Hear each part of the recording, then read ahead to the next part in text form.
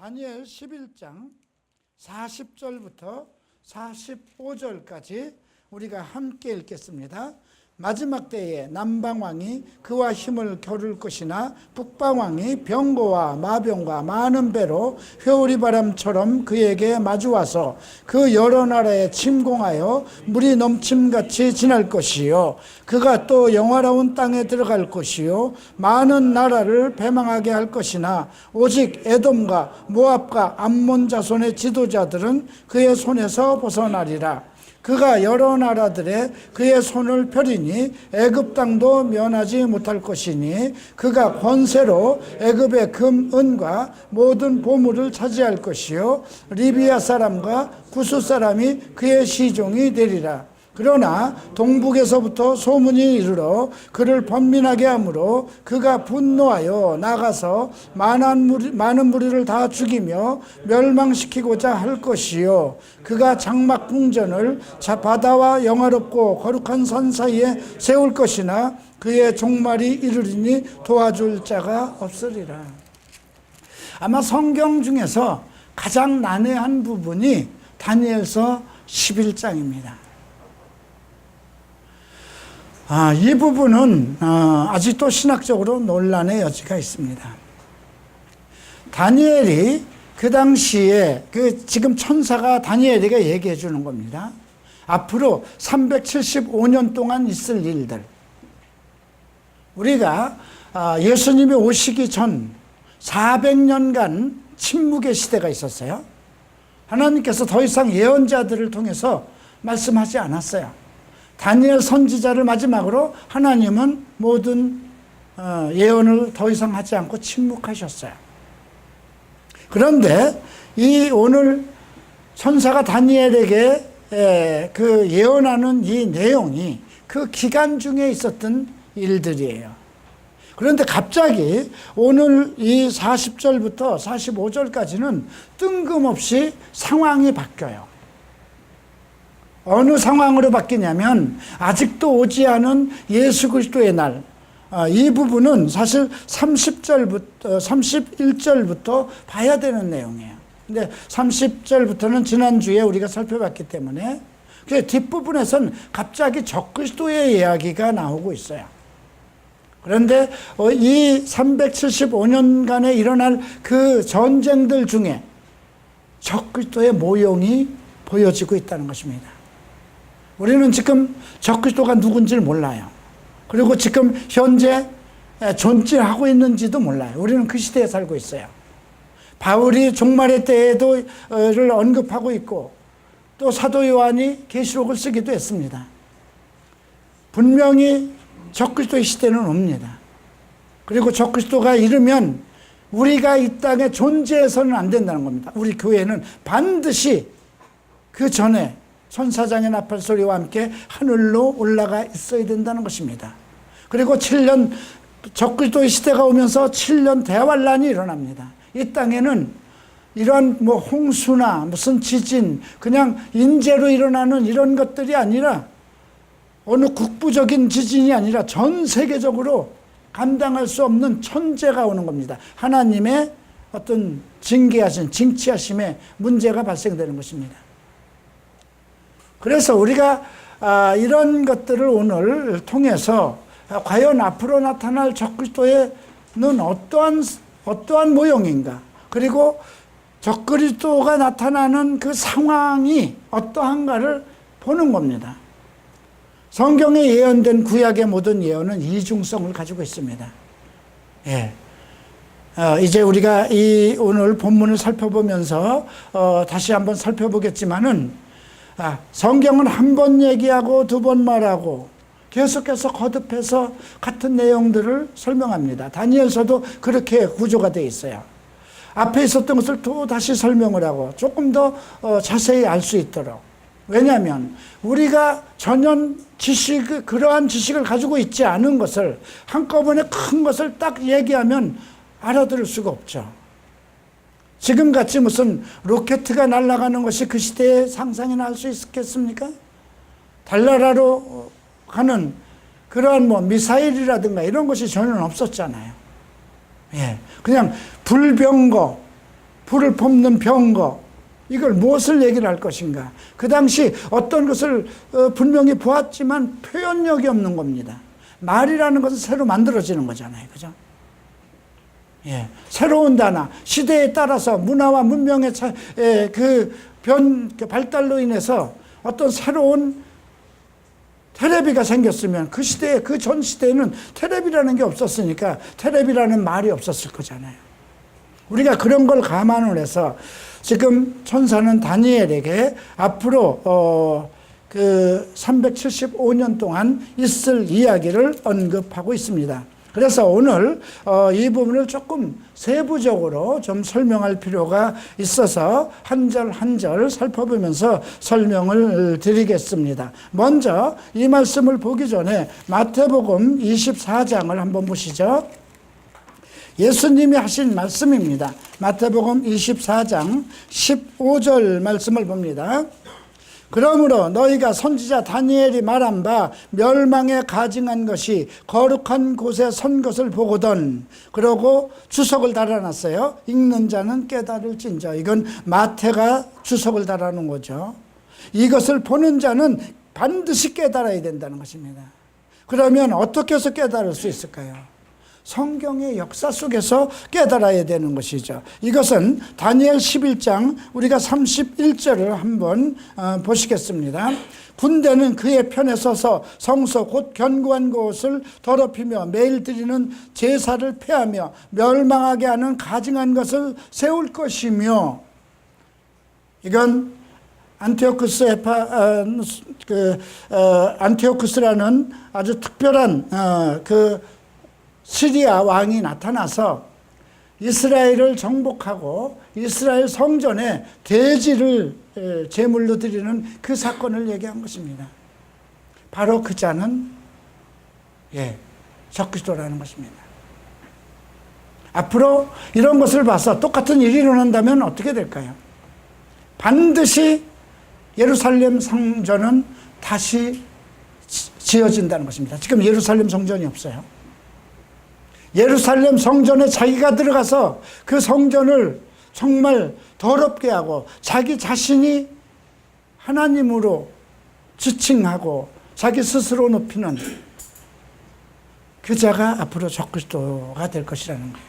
그러니까 이스라엘과 화친하고 이스라엘의 전쟁, 그 중동 전쟁을 완전히 해결할 자를 우리가 생각해야 돼요.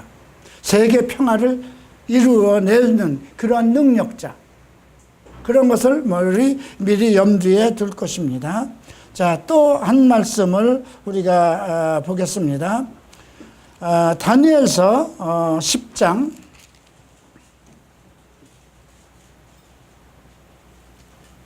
20절 21절입니다.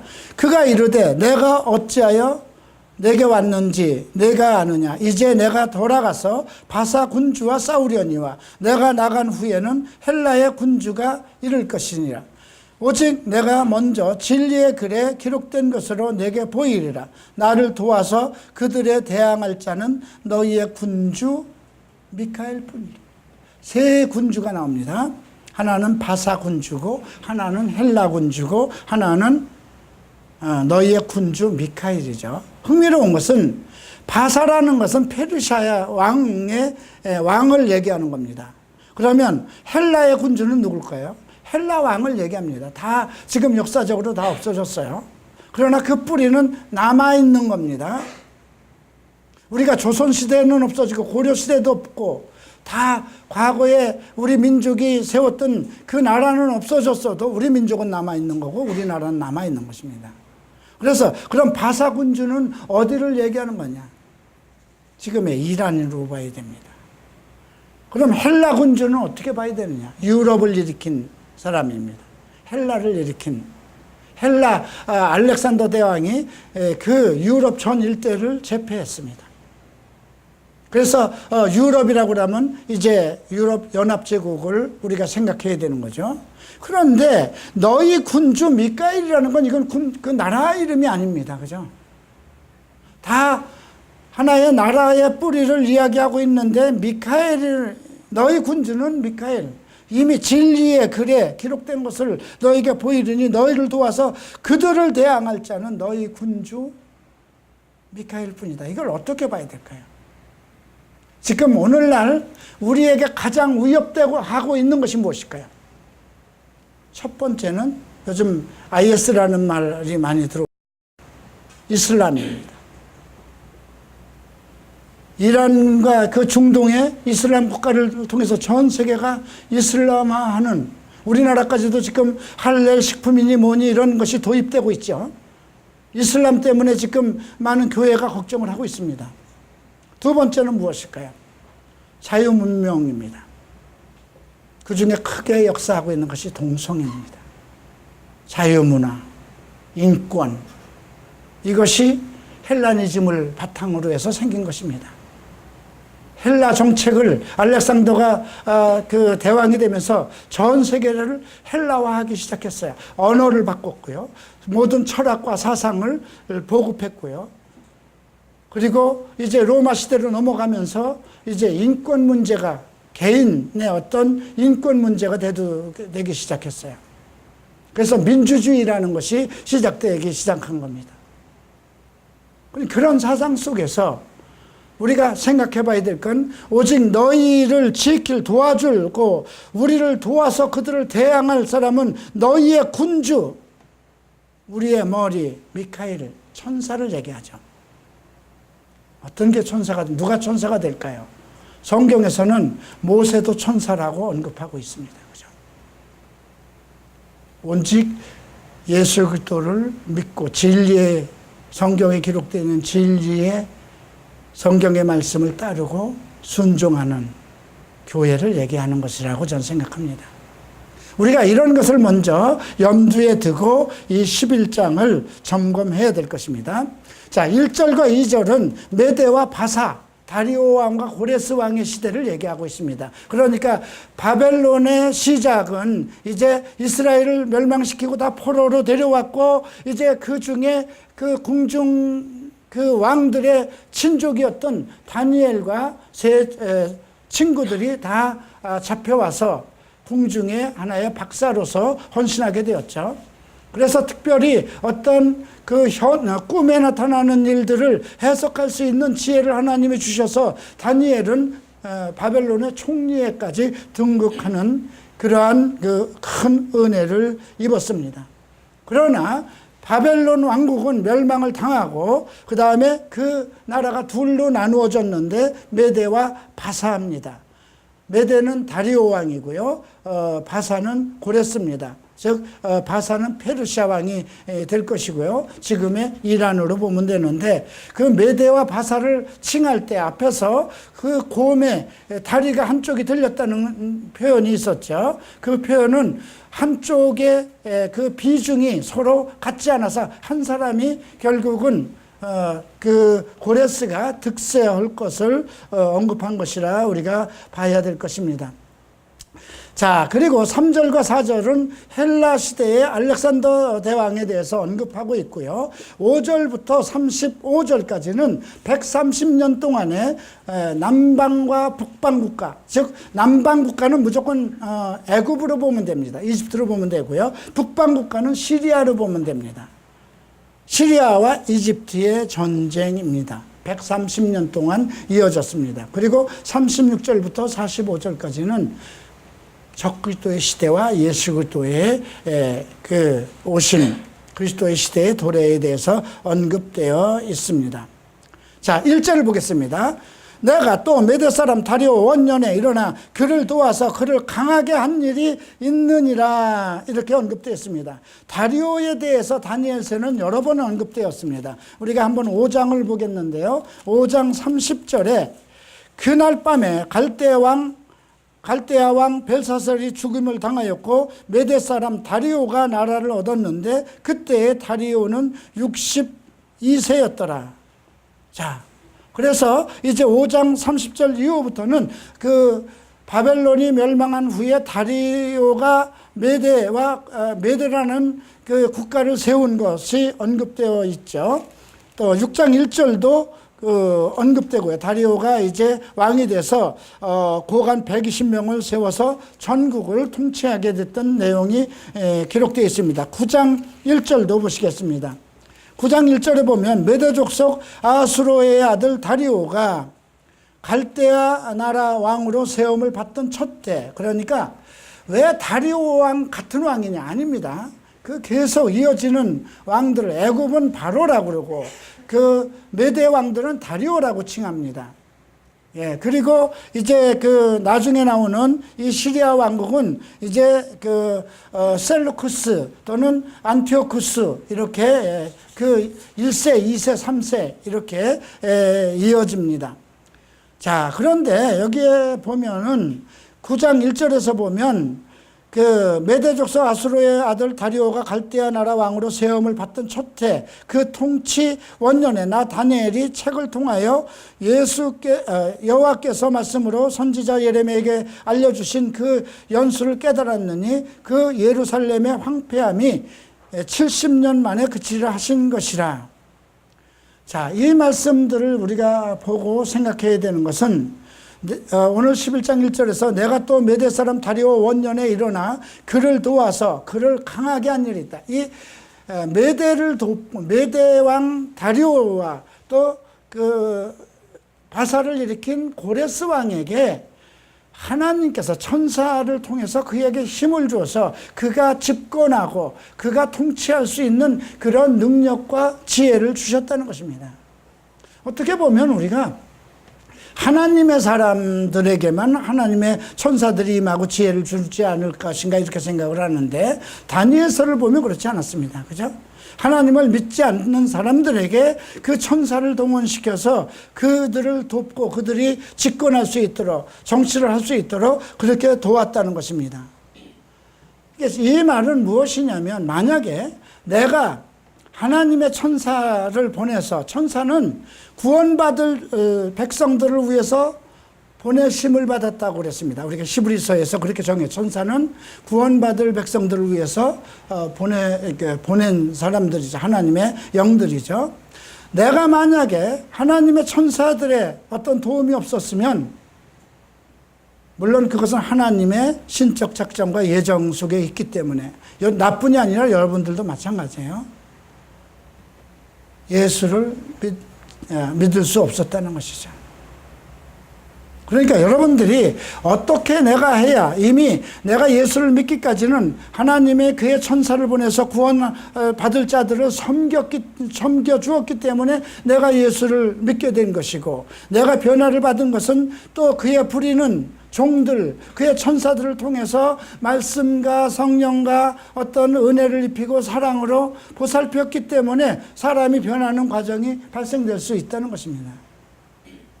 그래서 우리가 히브리서에 이런 말씀이 있습니다. 너희가 손님을 잘 접대하라.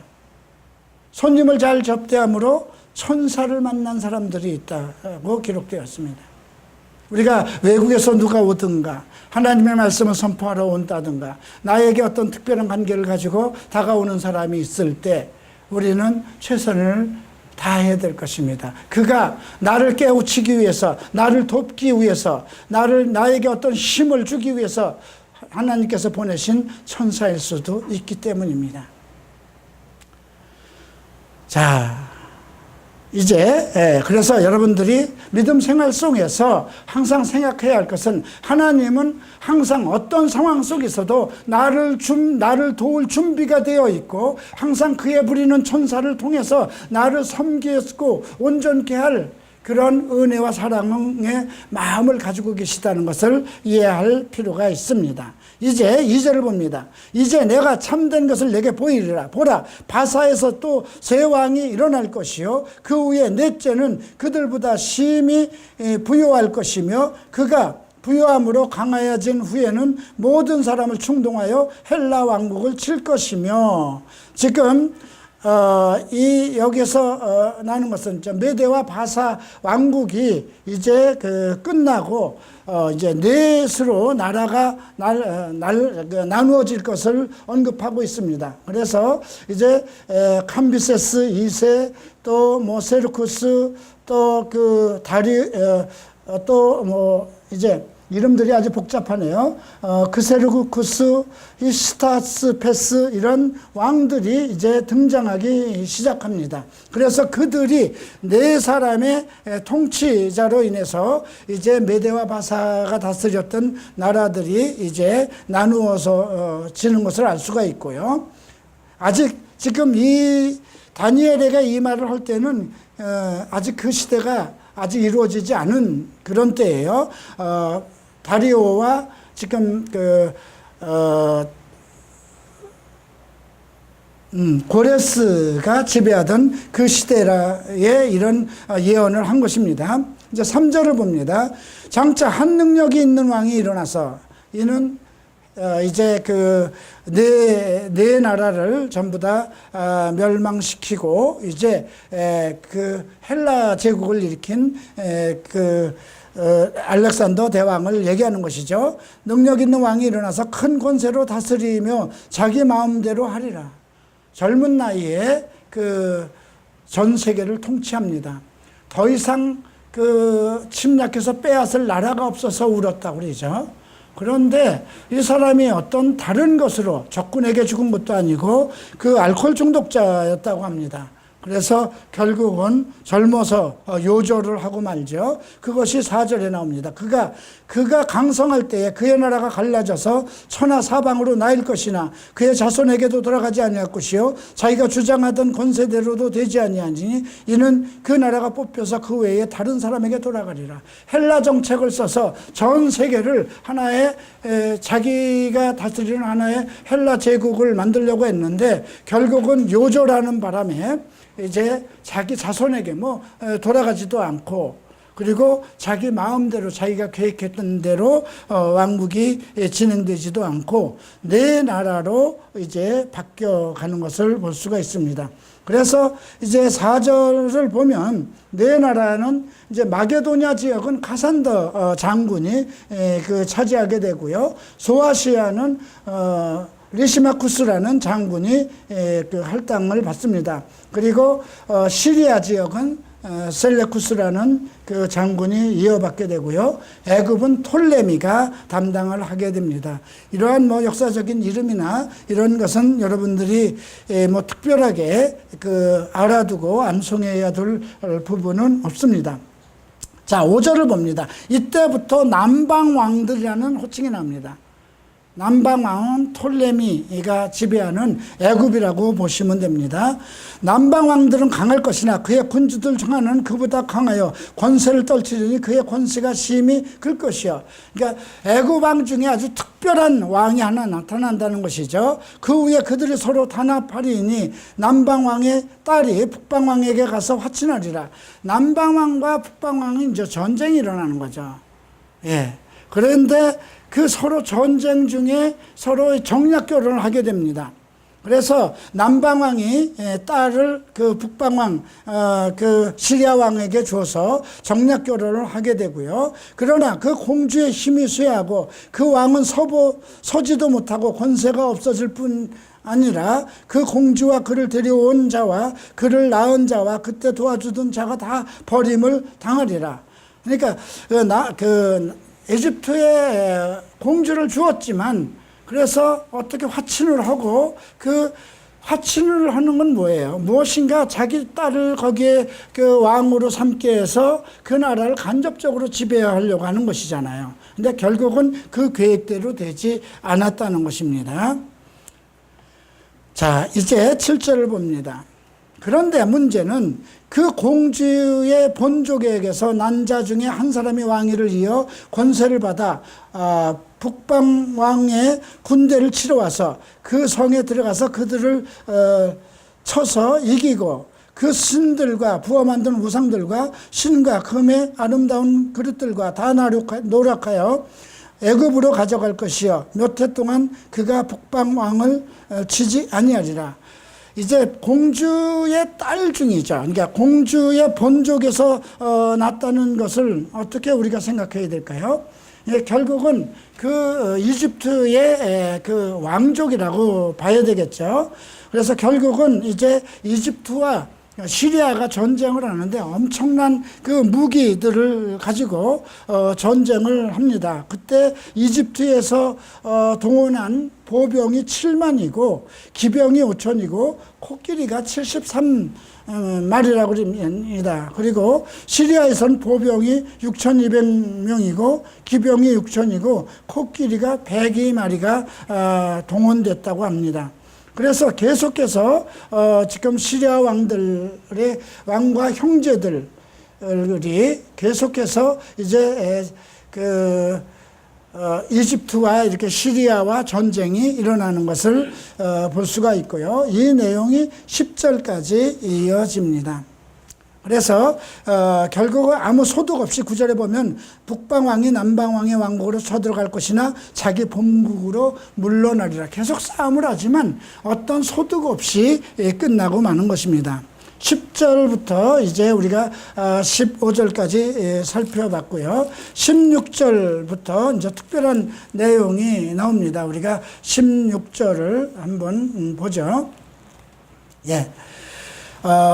오직 와서 치는 자가 자기 마음대로, 이것은 이제 위에부터 봐야 될 것 같네요. 14절부터 봐야 되겠네요. 그때 여러 사람이 일어나 남방왕을 칠 것이요 내 백성 중에서도 포악한 자가 스스로 빠져서 환상을 이루려 할 것이나 그들이 도리어 걸려 넘어지리라. 내 백성이라는 건 유대인을 얘기하는 것이죠. 예. 많은 사람들이 일어나서 남방을 치는데, 이제 그 시리아에서 남방을 칠 때 이스라엘 사람들 중에 어떤 그 환상을 보고 무엇인가 잘못된 사람들이, 포악한 자들이 일어나서 스스로 자기네들이 어떤 그 종교적인 집권자가 되기 위해서 시리아 편을 들어서 이제 그들을 도왔지만 결국 넘어질 것이 예언되고 있습니다. 그리고 이제 15절 봅니다. 이에 북방왕은 와서 토성을 쌓고 견고한 성읍을 점령할 것이요 남방 군대는 그를 당할 수 없으며 또 그가 택한 군대라도 그를 당할 힘이 없을 것이라. 한때는 이렇게 시리아가 득세하는 것을 볼 수가 있습니다. 그리고 결국은 시리아가 득세한 후에 어떤 일이 나타나냐면 16절을 보죠. 오직 와서 치는 자가 자기 마음대로 행하리니 그를 당할 사람이 없겠고 그는 영화로운 땅에 설 것이요 그 손에는 멸망이 있으리라. 영화로운 땅은 이스라엘을 얘기하는 것입니다. 결국 이집트와 시리아가 전쟁이 일어나서 결국은 시리아가 득세한 후에 이제 영화로운 땅에까지 그가 들어온다는 것이죠. 17절 봅니다. 그가 결심하고 전국의 힘을 다하여 이르렀다가 그와 화친할 것이요 또 여자의 딸을 그에게 주어 그의 나라를 망하게 하려 할 것이나 이루지 못하고 그에게 무익하리라. 17절에는 갑자기 이제 이제 영화로운 땅에 이제 지배하는 그런 세력을 갖고 다시 또 시리아는 이집트와 전쟁을 합니다. 그런데 이제 그 시리아 왕이 어떤 정책을 쓰냐면 앞에선 그 이집트 왕이 자기 딸을 시리아 왕에게 줬는데 이번엔 시리아 왕이 자기 딸을 이제 그 이집트에 줍니다. 그 여자가 누구냐면 세계의 요녀라고 부르는 이제 클레오파트라입니다. 자, 그때 이제 등장하는 내용이 이제 17절에서 언급된 것입니다. 그렇게 해서 클레오파트라를 주었지만 클레오파트라는 시리아를 돕는 것이 아니라 오히려 이집트와 화친을 하고 말죠. 그러니까 자기 모국을 이제 배신하는 것입니다. 이제 18절 봅니다. 그 후에 그가 그 얼굴로 바닷가를 돌려 많이 점령할 것이나, 이 바닷가로 돌린다는 내용은 무엇이냐면 그 시리아의 왕 안티오쿠스가 지중해 해안과 섬들 쪽으로 이제 관심을 두고 세력 확장을 한다는 것입니다. 그러나 이것이 결국 BC 198년도 로마의 전쟁에서 죽고 시리아 안티오쿠스 왕은 죽임을 당합니다. 그래서 이제 그 이야기가 우리가 19절까지 이어지는 것이죠. 그가 드디어 그 얼굴을 돌려 자기 땅 산성으로 향할 것이나 거쳐 넘어지고 다시는 보이지 아니하리라. 결국 로마의 해군들, 로마의 해군에 의해서 결국 시리아가 패망을 당하고 맙니다. 자, 이제 20절부터 봅니다. 그 왕위를 이을 자가 압제자를 그 나라의 아름다운 곳으로 두루 다니게 할 것이나 그는 분노함이나 싸움이 없이 몇 날이 못되어 망할 것이다. 이 말은요, 이제 그 시리아, 그 로마에서 친 그 분풀이를, 그러니까 짐은 어떻게 돼요? 전쟁 보상금을, 배상금을 계속 물어야 됩니다. 그러니까 그 돈을 충당하고 그 얻기 위해서 어디로 들어가는 거냐면 이스라엘로 가는 것입니다. 그래서 이스라엘에 분풀이를 하고 이스라엘의 이제 재물들을 갖다가 이제 그 노력해서 그 전쟁 배상금 같은 것을 물어주게 물고 그런 일이 이어지죠. 근데 이제 21절에서 대단한 사람이 하나가 나타납니다. 또 그가 왕위에 이을 자는 한 비천한 사람이라. 좀 상상할 수 없는 인간이 등장한다는 거죠. 미국에 상상할 수 없는 인간이 대통령이 된 거 보셨죠? 점점 갈수록 그러네요. 오씨도 그렇고 트씨도 그렇고 다 그 나물에 그 밥입니다. 그죠? 어떻게 저 사람들이 대통령을 할 수 있을까 할 정도로. 그죠? 예. 근데 우리가 이 비천한 사람, 이 사람이 결국 적그리스도의 모형입니다. 예. 안티오쿠스 에피파네스라는 그 시리아의 아주 특별한 그 왕이 이루어지는데 속임수로 그 나라를 얻을 것이라고 했습니다. 평안한 때를 타서 나라가 조금 이렇게 안정됐을 때 속임수를 써서라는 건 뭘까요? 그냥 어떤 전쟁을 일으키지 않고 간단한 속임수로 나라를 얻을 것이며 넘치는 물 같은 군대가 그에게 넘침으로 말미암아 패할 것이야. 동명왕 왕도 그렇게 될 것이며. 예. 그와 약조한 후에 그는 거짓을 행하여 올라올 것이요. 어디로 올라가나요? 이제 이스라엘 제사장과 약조를 합니다. 예, 이스라엘 제사장 중에 하나가 이제 결국은 배반을 해서 그 어떤 그러니까 어느 세력이든지 항상 배반자가 나타나게 마련입니다. 그래서 결국은 이스라엘과 약조한 후에 거짓을 행하여 올라올 것이요 소수의 백성을 가지고 세력을 얻을 것이나 여기서 그 제사장 이야손이라는 자와 결탁을 해서 결국 이제 소수의 세력을 얻지만 그 제사장이 결국 또 죽임을 당하고 말죠. 24절을 봅니다. 그가 평안한 때에 그 지방의 가장 아름다운 기름진 곳으로 들어가서 그의 조상들과 조상이 행하지 못하던 것을 행할 것이요 그는 노력하고 탈취한 재물들을 무리에게 주어주며 흩어주며 계략을 세워 얼마 동안 산성들을 칠 것인데 때가 이르기까지 그렇게 하리라. 하나님께서 그렇게 내어버려뒀다는 것이죠. 예. 그가 힘을 떨치며 용기를 다하며 큰 군대를 거느리고 남방왕을 칠 것이며 이제 이스라엘을 점령하고 어느 정도 세력을 얻은 후에 다시 이집트를 칩니다. 근데 남방왕도 심히 크고 강한 군대를 거느리고 이제 맞싸우고 하나 서로 당하지 못하고 이제 그들이 계략을 세워서 서로 이제 그 싸움을 이제 중단합니다. 그리고 함께 이제 그들과 함께 이제 식탁에서 어떤 그 화친을 하는데 서로가 거짓말을 하는 거죠. 이제 뭐 우리가 가만히 이렇게 보면 중국과 무슨 뭐 일본과 4대 강국들이 모여서 어떤 회담을 하는 그런 내용들을 보면 서로 자기네 정략에 맞는 자기 나라에 맞는 그런 정책들을 얘기하잖아요. 지금 일본 같은 경우에 아베 수상은 항상 거짓말을 밥 먹듯이 하고 있고 또 지금 트럼프 대통령도 항상 말을 바꾸지 않습니까? 예, 그러한 서로 27절에 보면 두 왕이 마음에 서로 해하고자 하여 한 밥상에 앉았을 때 거짓말을 한다. 서로 죽이고자 하는 마음을 가지고 있으면서 잠시 화친을 한 겁니다. 그렇게 해서 서로 거짓말을 하는데 그것은 일이 형통하지 못하리니 아직 때가 이르지 아니하였으므로 이 일이 이루어지지 아니할 것이다. 때가 이루어지지 않았다는 건 뭡니까? 하나님의 계획한 때가 이루어지지 않았기 때문에 계속 이런 일들만 반복되고 있다는 것입니다. 이제 그 28절에 북방왕은 많은 재물을 가지고 본국으로 돌아가리니 그는 마음으로 거룩한 언약을 거스리며 자기 마음대로 행하고 본토로 돌아갈 것이며, 거룩한 언약이라는 건 이스라엘 백성들과의 언약이죠. 작정한 기간에 다시 그가 나와서 남방에 이를 것이나 이번에는 그 점만 못하리라. 또 한 번 전쟁을 시도했지만 결국은 성공을 하지 못하는 것이죠. 왜 성공하지 못하는 이유가 30절에 나옵니다.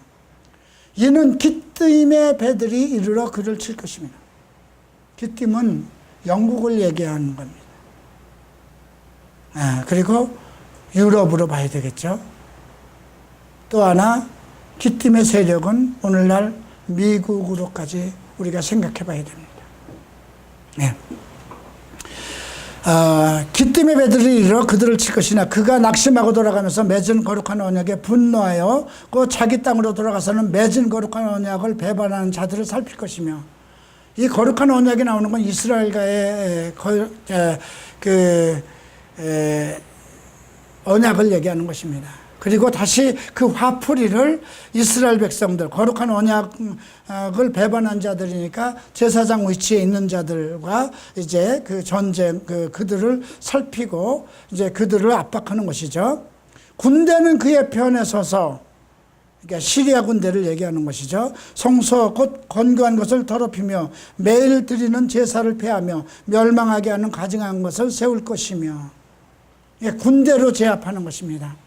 그리고 그 돼지를 올려서 성전에서 그 제물로 드리고, 가증한 것. 그래서 마태복음 24장 15절에 언급되었던 것이고요. 읽는 자들은 깨달을지언정. 지금 이것은 그 천사가 앞으로 일어날 375년 동안에 일어날 130년간의 어떤 전쟁, 즉 이집트와 시리아의 전쟁을 언급하면서 거기에서 정력적으로 결혼도 하고 또 서로 화친도 하고 또 그러면서도 그 시리아는 계속해서 거룩한 땅 이스라엘을 넘보고 결국 성소까지 침범해서 그 군대의 힘을 동원해서 성소를 지배하고 이제 거기에 돼지로 제물을 올리는 이런 내용까지 언급하고 있습니다.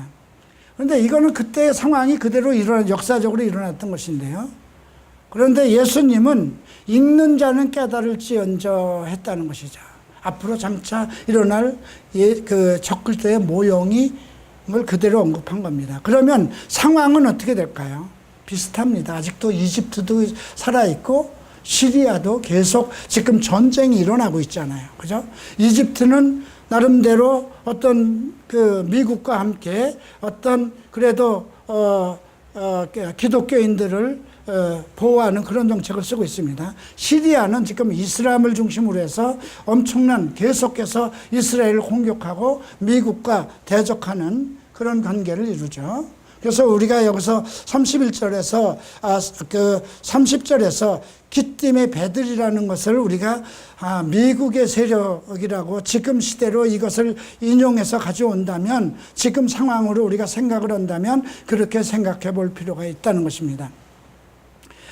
자, 이제 32절. 그가 또 언약을 배반하고 악행하는 자를 속임수로 타락시킬 것이나 오직 자기의 하나님을 아는 백성은 강하여 용맹을 떨치리라. 이제 제사장 중에도 배반하는 자가 일어납니다. 그래서 그들에게 헬라 정책을 강요하죠. 이제 이스라엘은 원래 오직 하나님을 믿는 유일신을 섬기는 거잖아요. 근데 거기에다 헬라 문화를 섞어버리는 것입니다. 헬라 정책을 써서. 그래서 이제 모두 믿음이라는 것이 하나의 그 문화와 종교화 될 수 있도록 그런 정책을 쓰는 것인데, 그때 제사장을 이용했던 것이죠. 그래서 이것이 우리가 사도행전 6장에서 그 언급되는 그 하나의 그 당들이 나옵니다. 리버티 당이라는 당이 하나 나와서 스테반을 죽이는 문제, 그들과 신학적인 논쟁이 일어났던 것이죠. 그것이 원래 여기서부터 태동됐다고 생각하시면 되겠습니다. 자, 그가 언약을 배반하고 악행하는 자를 속임수로 타락시킬 것이나 오직 자기 하나님을 아는 백성은 강하여 용맹을 떨치리라. 백성 중에 지혜로운 자들이 많은 사람을 가리킬 것이나 그들이 칼날과 불꽃과 사로잡힘과 약탈과를 당하여 여러 날 동안 몰락하리라. 오직 하나님의 진리를 따르고 하나님만을 섬기는 사람은 계속 이런 핍박을 받을 것이 언급되어 있습니다. 그들이 몰락할 때에 도움을 조금 얻을 것이나 많은 사람들이 속임수로 그들과 결합할 것이요. 예, 우리가 사도행전을 봐도 항상 바울이 진리를 가지고 있어도 유대의 유대 사람들이 헬라 사람들을 막 충동해서 그 바울을 대적하는 그런 일들이 일어나죠. 항상 그 대적이 외부에 있는 것이 아니라 하나님을 믿는 사람들 안에 일어난다는 것입니다. 자, 이렇게 해서 우리가 35절까지 살펴봤고요. 그때 이제 누가 나타나느냐 하면 이제 우리가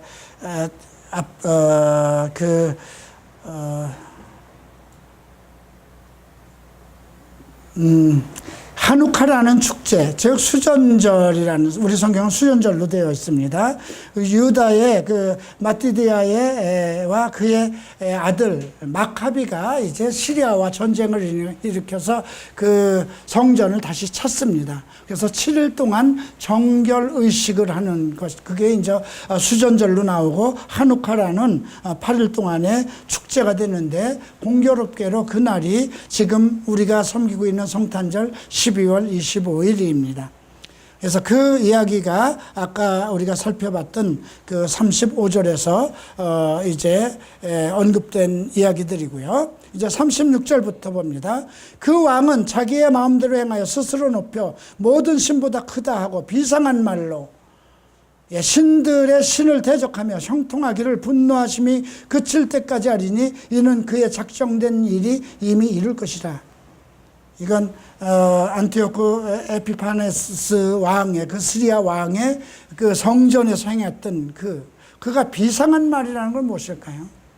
우리가 이제 계시록 13장을 보면 정말 큰 말을, 그가 큰 말을 할 수 있는 권세를 주었다는 것, 신들의 신을 대적한다는 것. 그 정도로 적그리스도가 아주 엄청난 어떤 영적인 권세와 힘을 갖고 임할 것을 우리가 볼 수 있고요. 모든 것보다 스스로 크다 하고 그의 조상들의 신들과 여자들이 흠모하는 것을 돌아보지 아니하며 어떤 신도 돌아보지 아니하고. 자, 여기서 보면 그의 조상들의 신들과 여자들이라는 건 유대인이죠, 그죠?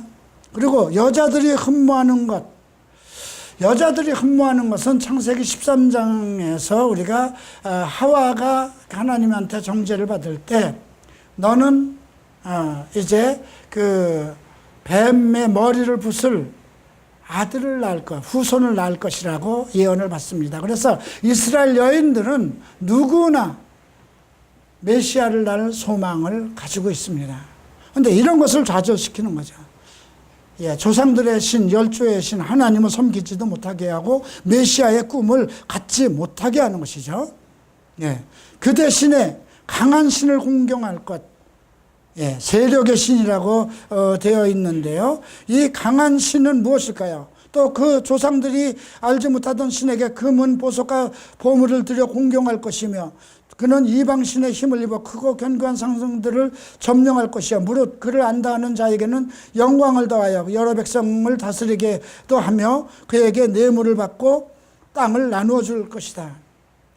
이제 우리가 예수님이 오시면 그의 거룩한 자들에게 모든 나라를 같이 통치한, 우리가 그래서 그와 함께 제사장 노릇을 할 것이다, 그와 함께 왕노릇 할 것이라는 이제 우리에게 주신 언약이 있는데요. 이 적그리스도도 똑같은 겁니다. 자기가 그 땅을 점령한 후에 돈들을 받고 자기가 좋아하는 자들로 이제 나라를 분배하는 그런 일들이 일어나는 것이죠. 예. 그런데 여기서 우리가 세력의 신을 무엇으로 봐야 할까요? 재물과 무기입니다. 그죠? 군대를 움직이고 그리고 왕들을 움직일 수 있는 건. 지금 그렇게 가지 않아요? 왜 핵을 김정은이가 꼭 하고 있는 거예요? 무력이 신이 되기 때문에 아무도 범접하지 못하기 때문에. 그 다음에 우리가 왜 아프리카 일대를 그 모든 나라가 러시아고 유럽이고 미국이고 일본이고 중국이고 다 집중을 합니까? 엄청난 재원을 가지고 있잖아요. 석유라든가 많은 재원을 가지고 있는 나라가 아프리카거든요. 그러니까 여기서 세력의 신이라는 건 두 가지입니다. 하나는 재물이요, 하나는 군대를 이용하는 것입니다. 적그리스도는 이 두 개를, 하나님을 공경하는 것을 금할 것이고 그 다음에 메시아에 대한 꿈과 소망을 갖지 못하게 할 것이요. 이미 교회 안에서 그 천년왕국이라는 소망이 점점 없어지고 있습니다. 무천년주의가 됐다. 예수님은 한 번 왔다. 이 세계 평화가 와야 메시아가 올 것이다. 그러거든요. 아니거든요. 그러면 계시록의 한 부분이 없어져야 돼요. 7년 대환란이 없어져야 돼요. 예. 그만큼 지금 교회에 그 이상한 무리들이 이미 그런 세력들과 공조하고 있다는 것입니다. 이런 것들이 지금 우리가 다니엘서 11장을 통해서 에파피 안티오쿠스 에피파네스 그 적그리스도의 모형이 이루는 그 세력들과 함께 나타나는 그러한 움직임, 종교적인 움직임을 우리가 살펴볼 수가 있고요. 이제 40절 봅니다. 마지막 때에 남방왕이 그와 힘을 걸 것이나, 이제 애굽이 또 일어납니다. 이집트가 또 일어납니다. 북방왕이 병거와 마병과 많은 배로 효리바람처럼 그에게 마주와서 여러 나라에 침공하여 물이 넘침같이 지날 것이요. 이 두 세력이 계속해서 남방과 북방이라고 언급되어 있어요. 하나의 남방은 이집트는 무엇인가 어떤 힘을 받아서 무엇을 지키려고 하는 것 같고요. 북방 세력은 하나의 적그리스도의 어떤 세력과 같아요. 그죠? 우리가 지금으로 보면 북방을 어디로 봐야 될까요? 남방을 어느 세력으로 봐야 될까요? 이집트는 지금 어디가 지원해주고 있나요? 미국이 지원해주고 있습니다. 시리아는 어디가 지원해주고 있나요? 러시아가 지원해주고 있습니다. 이것을 지금 시대로 이끌어온다면 어디와 어디의 전쟁일까요? 우리가 아까 얘기했죠. 다니엘서 10장에서 바사군의 군주, 헬라의 군주, 그 다음에 너희의 군주 미카엘 뿐이 없다. 우리를 도와줄 것은, 이스라엘을 도와줄 것은 미카엘 군주밖에 없다는 거죠. 기독교 세력밖에 없다는 것입니다. 네. 그가 영화로운 땅에 들어갈 것이요. 영화로운 땅이라는 건 어딘가요? 이스라엘입니다. 많은 나라를 패망하게 할 것이나 오직 에돔과 모압과 암몬, 이건 마지막 싸움입니다. 7년 대환란에서 일어나는 것입니다. 에돔과 모압과 암몬은 이락을 얘기합니다. 예, 모압은 요르단. 나중에 이스라엘 백성들이 페트라라는 그 안반 도시로 들어가서 3년 반 동안 거기서 보호함을 받죠. 이게 계시록에 나오는 것인데, 시리아가 대군을 데리고 이제 영화로운 땅에 들어간다는 것입니다. 근데 지금 시리아가 들어갈까요? 아니면 러시아가 들어갈까요? 잘 생각해 봐야 되는 것이죠. 이제 요 부분은 우리가 다니엘서 12장 마치고 에스겔서 38장을 한번 공부한 후에 이제 그 계시록으로 넘어갈 겁니다. 그래서 에돔과 모압과 암몬 자손의 지도자들은 그 손에서 벗어나리라, 이렇게 예언을 했습니다. 그가 여러 나라들에게 그의 손을 펴리니 애굽 땅도 면하지 못할 것이다. 애굽도 이길 수 없다는 것, 지탱할 수 없다는 것입니다. 그가 권세로 애굽의 금은 모든 보물을 차지할 것이요. 이건 뭐예요? 아프리카를 노리는 겁니다. 그 아프리카 일대에 금은보와 석유 모든 것이 자원이 다 있기 때문에. 그러니까 전 세계가 지금 경제적으로 혼란이 있잖아요. 인구는 확장되고 있는데 각 그 경제적인 싸움입니다. 그때 가장 지금 미국이 거의 다 이스라엘 중심으로 해서 그 일대를 지배하고 있어요. 그래서 시리아가 계속 전쟁을 일으키고 싸움은 하고 있지만 거의 미국이 지배하고 있어요. 근데 문제는 무엇이냐면 러시아가 배가 고프다는 것입니다. 러시아가 자기 나라를 지탱할 수 없어지는 겁니다. 여러분, 러시아의 모든 가스로 전 세계로 지금 지탱을 하다가 미국에서 세일가스가 딱 터지는 바람에 그 러시아의 가스가 그만큼 판매량이 줄어든 거 아닙니까? 그러니까 배고프니까 어디를 덮칠까요? 아프리카 지역입니다. 그래서 그러니까 우리가 애굽이라고 하면 아프리카 일대로 다 이렇게 보시는 게 좋을 것 같고요. 금은 모든 보물을 차지할 것이요. 리비아 사람과 구스 사람, 리비아가 사람은 그의 시종이 되고 구스는 에디오피아입니다. 리비아도 이미 에디오피아도 전부 러시아 편으로 지금 넘어가고 있습니다. 이것이 에스겔서 38장에서 다시 우리가 살펴볼 수 있습니다. 그러나 동북으로부터, 동쪽은 어디가 될까요, 여러분? 동쪽은 어디고? 예, 동쪽은 중국과 파키스탄, 중국 다를 포함합니다. 그러면 인도도 거기에 해당될 거고요. 그 다음에 북쪽은 어디 할까요? 러시아와 북유럽 국가가 됩니다. 그래서 동북으로부터 소문에 이르러 그를 번민하게 함으로 그가 분노하여 나가서 많은 무리를 다 죽이고 멸망시키고자 할 것이요. 그래서 우리가 이걸 이제 요한계시록 16절에서 이제 동방에서 오는 왕들이 언급되고 있어요. 어떤 신학자는 북한을, 김정은이를 언급하고 있습니다. 동북의 세력으로. 가능성이 있어요. 그죠? 지금 이거 하나를 그렇게 포악한 사람이 나타나서 언제 터뜨릴지 모르고 이미 다 완성됐잖아요. 핵이. 근데 미국이 절절절절 매잖아요. 이러지도 못하고. 우리나라가 차라리 없으면 폭격을 해서 끝날 텐데 폭격을 하자니 우리와 혈맹을 맞은 우리나라가 위험해지고 이러지도 못하고 저러지도 못하고. 예. 그래서 이 말씀을 보면 그가 궁전을 바다와 영화롭고 거룩한 사이에 세울 것이나, 장막궁전이라고 그랬어요. 장막이라는 건 항상 종교적인 거거든요. 자기가 하나님이 되는 거죠. 그리고 바다와 영화롭고 거룩한 사이, 이스라엘 거룩한 산, 이스라엘과 그 일대에 세울 것이나 그의 종말이 이르리니 도와줄 자가 없으리라. 결국은 망한다는 것이죠.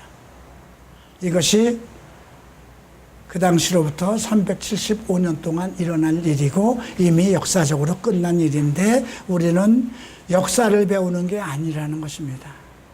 이 일이 다시 지금 우리 시대에서 지금 일어나고 있는데 북방은 누가 될 것이며 남방은 누가 될 것이며 그 존재하고 있는 시리아 국가, 구스, 리비아 다 나오고 있고요. 애굽도 다 나오고 있고요. 예. 그래서 우리가 이 문제를 좀 더 깊게 현실에 맞게 적용하면서 생각해 봐야 된다는 것입니다. 기도하겠습니다. 다 일어나시기 바랍니다.